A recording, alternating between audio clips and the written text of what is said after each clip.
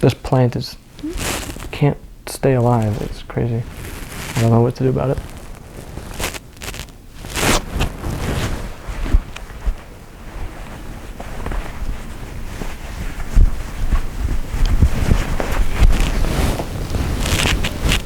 Welcome back to WheelchairDNA. I'm Cosmo, and you are you. This is take number 5.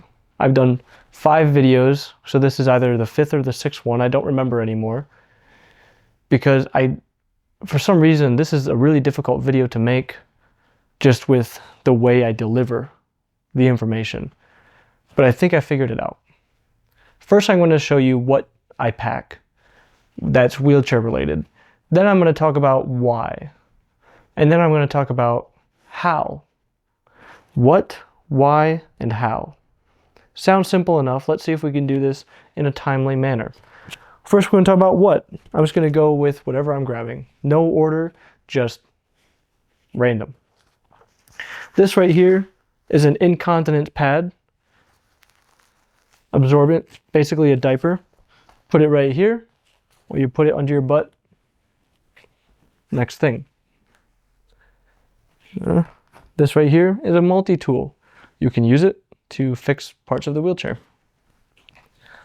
This right here is D-mannose powder, used to help alleviate the symptoms of a UTI, urinary tract infection.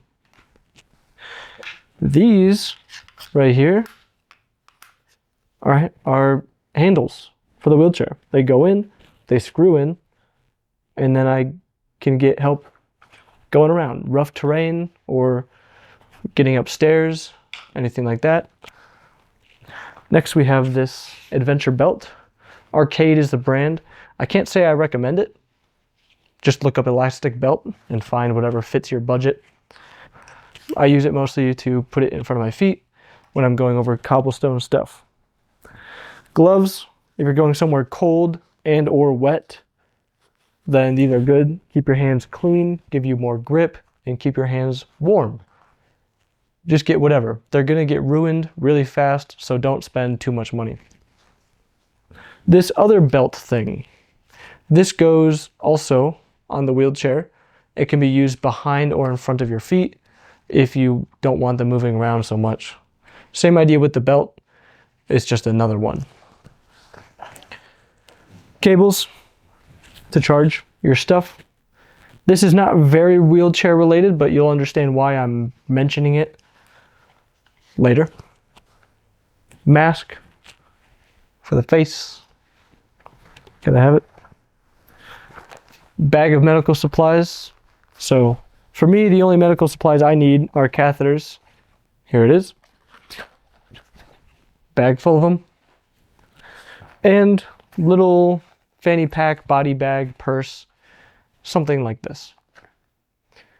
Okay, inside, medical supplies, chapstick, earbuds, and we have a patch kit for the cushion. The cushion is filled with air, so if the hole gets in it, we patch up that hole. Let's go back over and talk a little bit about the why. I'm going to start with this little bag. This is actually very important. I travel with 2 bags, a big backpack, and then usually this or this, usually not both. I usually only want 2 bags, maybe 3, but almost never. This little bag is, to me, so perfect. I can fit 3 to 4 catheters in here, plus my passport, earbuds, chapstick, mask, the D-mannose powder. So where's that D-mannose powder? Here it is. Put that in there. The patch kit, of course. Why though? We have this little bag mainly because it's convenient, it's nice. You have all your immediate things that are most important to you, such as your passport, phone, maybe even a charger, medical supplies, enough for maybe 8 hours.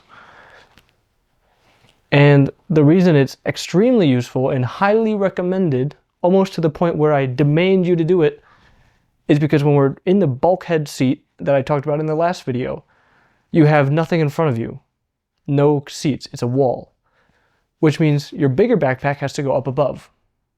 There's no seat in front of you for your bigger bag to go underneath. What that means is you might be without your big backpack for the whole flight.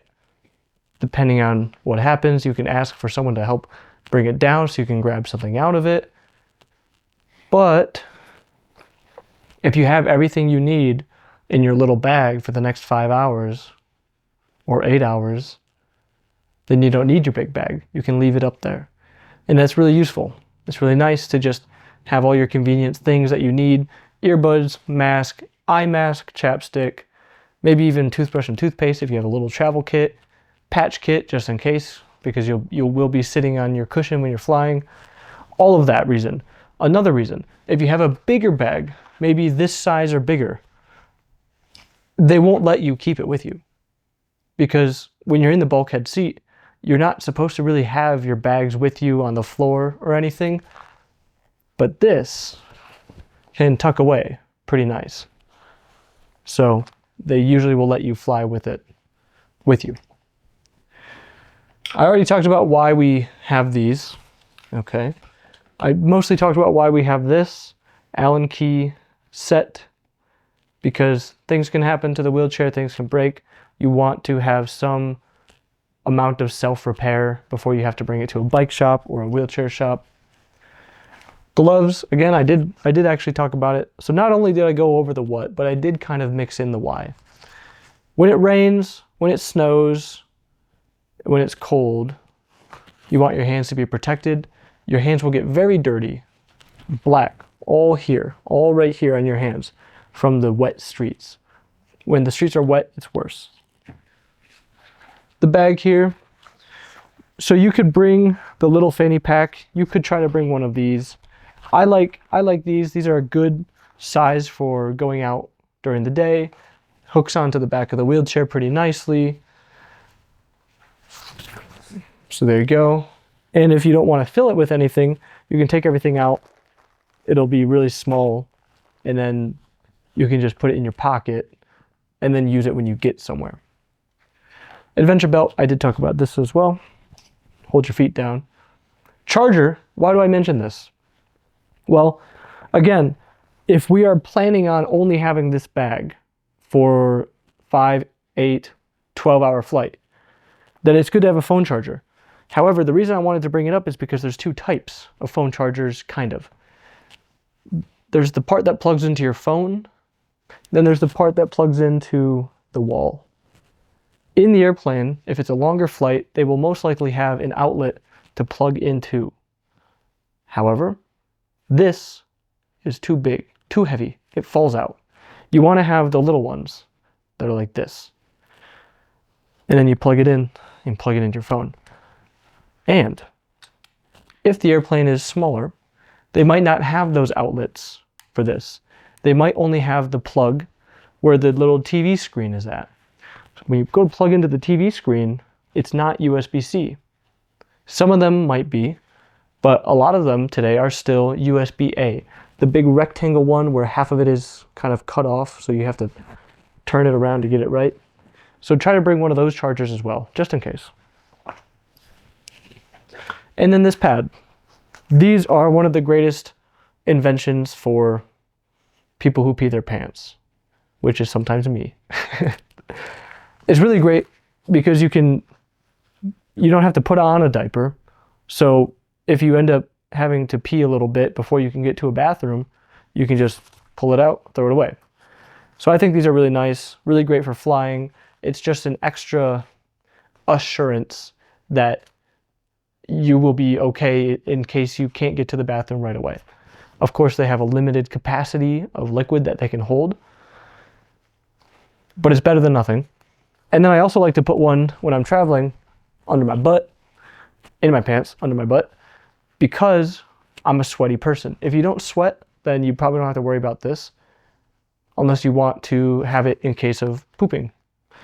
So in case of you have to go to the bathroom, you have to poop, then let's say you're on the airplane and You press the thing for the flight attendant to come help you go to the bathroom, but they're late, they're sleeping because it's a long flight, or they're giving out food, or they are coming to help you, but it takes time because they have to get the aisle chair and they don't know how it works, so they have to figure out how to open it up.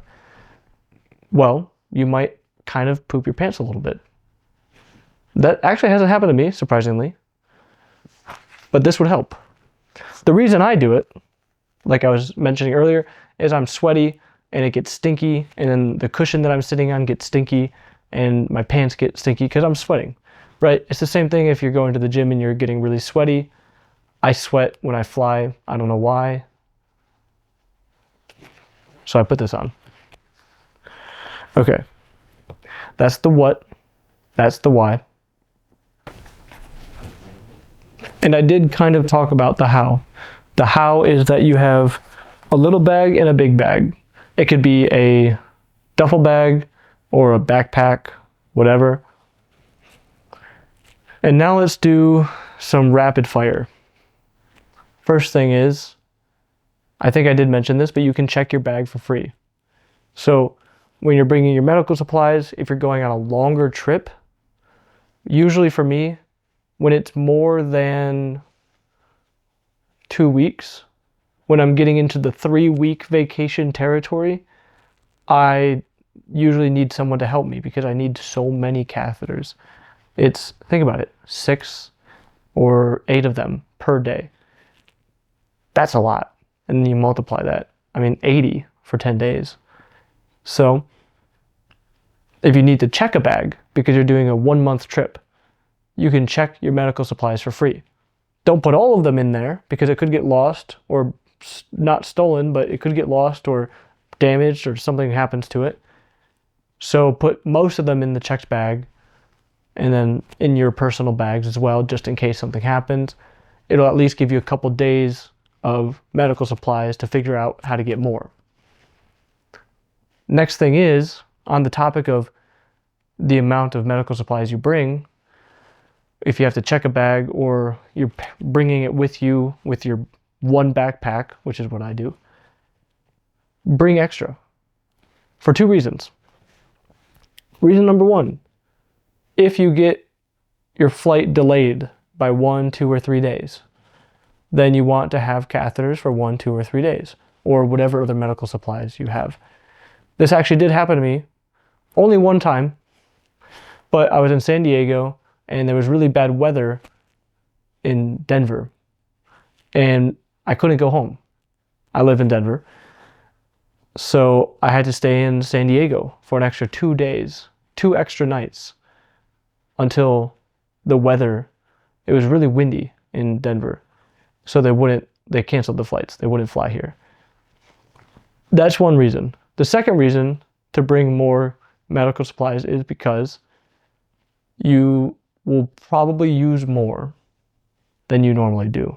Because when you're traveling, if you're like me, then you'll be going around exploring the city, maybe drinking, and maybe getting a UTI. So you're gonna go to the bathroom more. So plan for that. Plan for an extra 1 to 2 bathrooms per day. All right, third rapid fire fact. When it comes to, I was mentioning the D-mannose and how this helps alleviate UTI-like symptoms.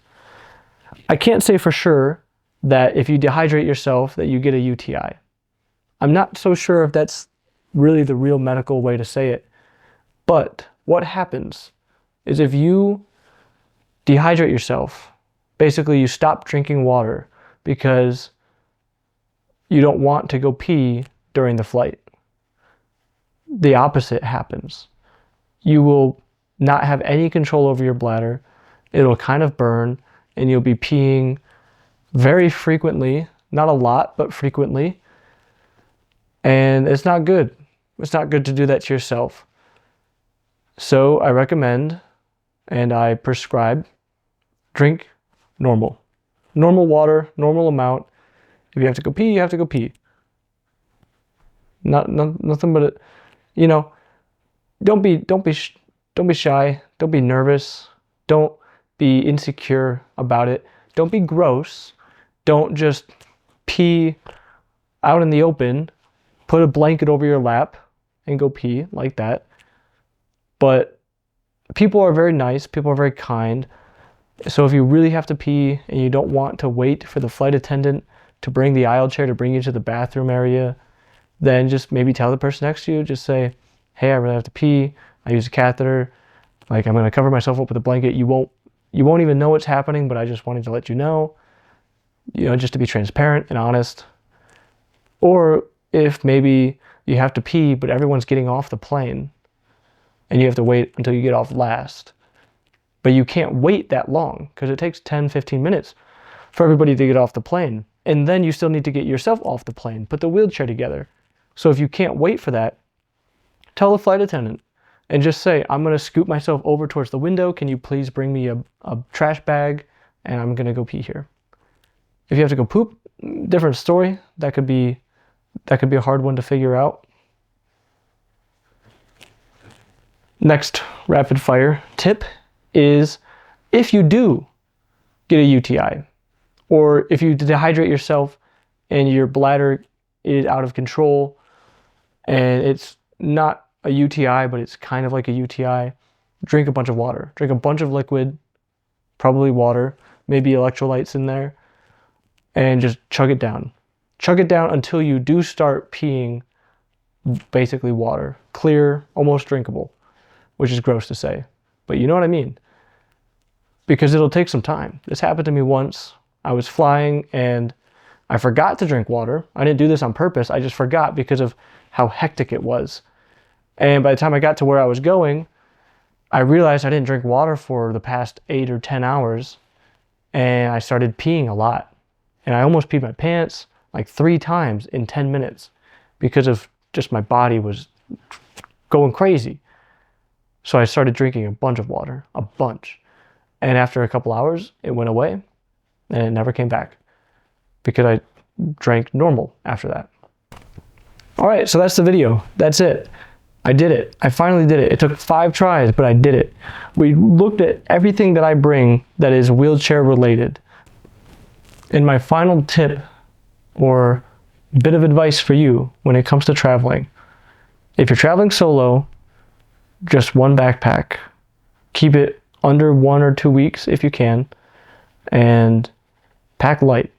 Remember, most of the time we are traveling to places that have a big economy. What do I mean by that?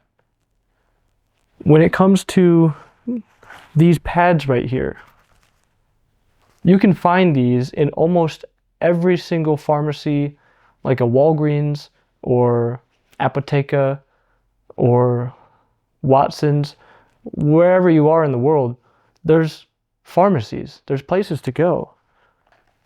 This is from Taiwan. I still have them because I bought a pack of 20. So when you're packing, remember, you're not going to the middle of nowhere.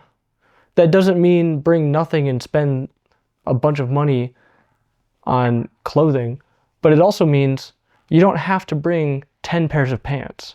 Bring 3, wash them when you need to wash them, and if you have an accident, throw them away or wash them, and you can go to a cheap clothing store and buy some new clothes.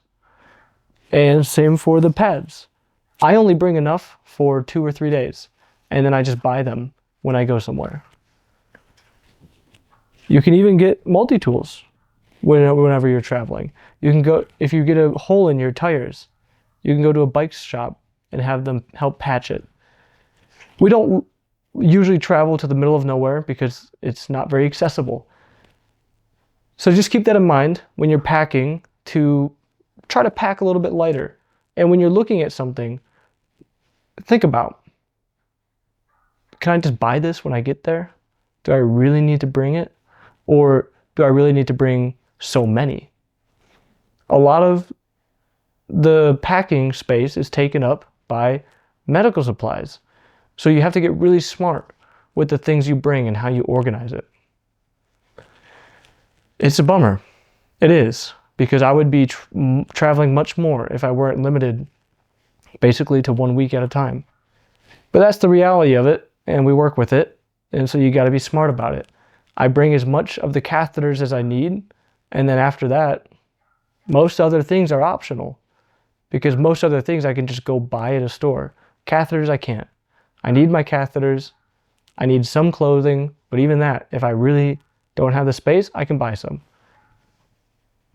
So that's the mindset that we have traveling, is a little bit rough, a little bit tough, good times, and pack smart. I don't know. That was dumb, but whatever. Thanks for watching.